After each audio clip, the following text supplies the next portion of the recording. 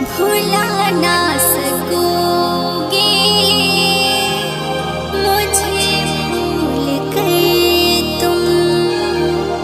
मैं अक्सर तुम्हें याद आती रहूंगी,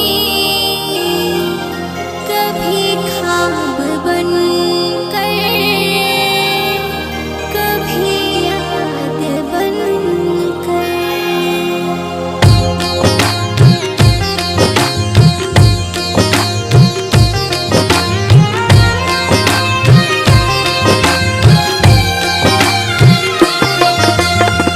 भुला ना सकूंगी तेरी आशिकी को, भुला ना सकूंगी तेरी आशिकी को। सजा के रखेंगे दिल में, सजा के रखेंगे दिल में तेरी तस्वीर को। भुला ना सकूंगी तेरी आशिकी को, भुला ना सकूंगी मैं तेरी आशिकी को।